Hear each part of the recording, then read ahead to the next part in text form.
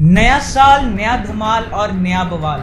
जी हाँ, 2019 में सबकी निगाहें लोकसभा चुनावों पर हैं। लेकिन चुनावों से पहले बीजेपी ने एक दांव खेला है, जहां पर विपक्ष खुलकर पक्ष नहीं ले पा रहा है और ना ही उसके विरोध में बोल पा रहा है। लेकिन करें भी तो करें क्या, राजनीति है ही सारा परसेप्शन का खेल। नमस्कार, आप सभी का स्वागत है खुलासा न्यूज में और मैं हूं आपके साथ रजत शर्मा।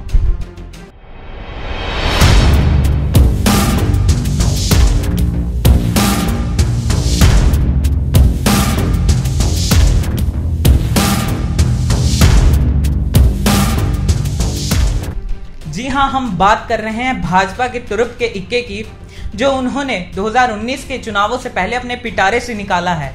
सोमवार को कैबिनेट की बैठक हुई, जहां पर यह फैसला लिया गया कि आर्थिक आधार पर पिछड़े हुए स्वर्णों को शिक्षा और सरकारी नौकरी में 10% आरक्षण दिया जाएगा। ये स्वर्ण है कौन? स्वर्ण यानी कि जब आप कोई भी फॉर्म भरते हैं उस पर अनरिजर्व कैटेगरी लिखा आता है या फिर जनरल कैटेगरी लिखा आता है। और ये आरक्षण का बिल लाने का कारण क्या है? दरअसल 2018 में जिस तरह SC/ST एक्ट को लेकर केंद्र की सरकार ने सुप्रीम कोर्ट का फैसला पलटा था, उससे स्वर्ण समाज खासा नाराज था और इसका खामियाजा भाजपा को राजस्थान, मध्य प्रदेश और छत्तीसगढ़ के इलेक्शंस में हार से भुगतना पड़ा। पिछड़े स्वर्णों को आरक्षण देने के लिए केंद्र सरकार ने कुछ पैमाने तय किए हैं। क्या है वो पैमाने? 8 लाख से कम आमदनी हो, कृषि भूमि 5 हेक्टेयर से कम हो, घर है तो 1000 स्क्वायर फीट से कम हो, निगम के अंतर्गत कोई प्लॉट है तो 109 यार्ड से कम जमीन हो, निगम से बाहर प्लॉट है तो 209 यार्ड से कम जमीन। लेकिन क्या ये आरक्षण बिल इतनी आसानी से पास हो जाएगा? जी नहीं। केंद्र सरकार के सामने इसके लिए बहुत ज्यादा चुनौतियां हैं। पहली चुनौती है सुप्रीम कोर्ट का फैसला। जी हाँ, सुप्रीम कोर्ट का यह फैसला है कि 50% से अधिक आरक्षण नहीं दिया जाएगा, क्योंकि अगर 10% केंद्र सरकार अलग रखती है तो इसे 60% आरक्षण बन जाएगा, जो कि सुप्रीम कोर्ट के फैसले की अवमानना होगी।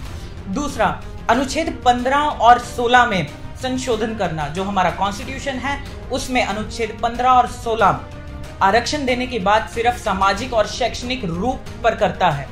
तीसरा, बहुमत प्राप्त करना। अगर केंद्र सरकार को यह संशोधन बिल, आरक्षण संशोधन बिल पास करवाना है तो उसको दोनों सदनों में बहुमत प्राप्त करनी होगी। लेकिन बात यहां आती है राज्यसभा की, क्योंकि एनडीए के पास राज्यसभा में बहुमत नहीं है, तो ये बिल पास होने में कुछ अड़चने आ सकती हैं, क्योंकि जो साउथ की पार्टी हैं वो कुछ ना कुछ इसका जरूर विरोध करेंगी ही करेंगी। फिर आता है जो इनकी केंद्र की सरकार के खुद के जो मिनिस्टर्स हैं, खुद के मंत्री हैं, वो उनके जो बयान है। जी हाँ, हम बात कर रहे हैं केंद्रीय मंत्री नितिन गडकरी की। केंद्रीय मंत्री नितिन गडकरी ने बीते साल एक बयान दिया था कि अगर मान लीजिए आरक्षण दे भी दिया जाता है तो नौकरियां है कहां, यानी कि बैंक में आईटी के कारण नौकरियां कम हैं, सरकारी नौकरियां है ही नहीं, तो यानी कि आरक्षण रोजगार की गारंटी नहीं है। फिर आती है CMIE की report, centre for monitoring Indian economy की रिपोर्ट के अनुसार 2018 में 1.10 करोड़ लोगों ने अपनी नौकरियां गंवाई हैं। जी हाँ, पुरानी नौकरियां तो गई ही गई, लेकिन नई भी नौकरियां सामने नहीं आ पाई। वही बात हुई, आरक्षण रोजगार की गारंटी नहीं है। फिर बात आती है कास्ट सेंसस की। कास्ट सेंसस को समझना बहुत जरूरी हो जाता है, क्योंकि 2012 में जब जाति के आधार पर जनगणना हुई थी, उसका काम 2015 में बीच में ही रोक दिया गया। बहुत पैसा खर्च किया गया, लेकिन जाति के जो आंकड़े थे वो जारी ही नहीं किए गए। किसने नहीं किए, किसके कहे पर नहीं किए गए?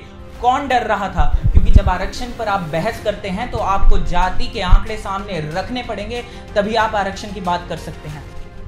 फिर आता है भाजपा का मुस्लिम आरक्षण पर विरोध करना, क्योंकि जो सामाजिक न्याय मंत्री हैं विजय सांपला, उन्होंने कल आरक्षण पर एक बयान देते हुए ये कहा था कि जो ये 10% आरक्षण स्वर्णों को दिया गया है, आर्थिक आधार पर पिछड़े स्वर्णों को, तो उसमें मुस्लिम, ईसाई, ब्राह्मण, भूमिहार, राजपूत सब आएंगे। लेकिन जो भाजपा के अध्यक्ष हैं अमित शाह, उन्होंने 2018 नवंबर में तेलंगाना में बोला था, जब केसीआर ने तेलंगाना के मुस्लिमों को 12% आरक्षण दिया था, तब अमित शाह ने इसका विरोध किया था। क्या बोला था, सुनिए जरा। तेलंगाना के मुख्यमंत्री ने 12% रिजर्वेशन बढ़ाकर भेजा है। माइनॉरिटी के लिए रिजर्वेशन। मैं पूछना चाहता हूं चंद्रशेखर राव जी को, सुप्रीम कोर्ट ने 50% की मर्यादा तय की है। अगर आप 12% रिजर्वेशन देना चाहते हो तो किसका काटोगे? दलितों का काटोगे, आदिवासियों का काटोगे या ओबीसी का काटोगे? वो पहले तय कर भेजिए। ये माइनॉरिटी रिजर्वेशन गैर संवैधानिक है, लघुमतियों का आरक्षण गैर संवैधानिक है। इस देश में धर्म के आधार पर आरक्षण नहीं हो सकता। जब तक भारतीय जनता पार्टी है, धर्म के आधार पर आरक्षण का हम विरोध करते रहेंगे, ना हम करेंगे ना किसी को करने देंगे। सोशल मीडिया पर ऐसी बातें चल रही हैं कि मोदी सरकार पहली ऐसी सरकार है जिसने यह साहसिक कदम उठाया है। जी नहीं, हम आपको बता दें कि इतिहास में पहले भी सरकारों ने आर्थिक आधार पर आरक्षण देने के कदम उठाए थे। 1991 में मंडल कमीशन लागू होने के बाद नरसिम्हा राव की सरकार ने आर्थिक आधार पर 10% आरक्षण देने का फैसला किया था, जिसको सुप्रीम कोर्ट ने निरस्त कर दिया था। और अब ये देखना बहुत दिलचस्प होगा कि आरक्षण के मुद्दे पर राजनीति कर रही भाजपा के लिए यह आरक्षण का मुद्दा मील का पत्थर साबित होगा या फिर इनके गले की फांस बनेगा। अगर आपको ये वीडियो पसंद आई तो इसे लाइक कीजिए, शेयर कीजिए और चैनल को सब्सक्राइब कीजिए और देखते रहिए खुलासा न्यूज।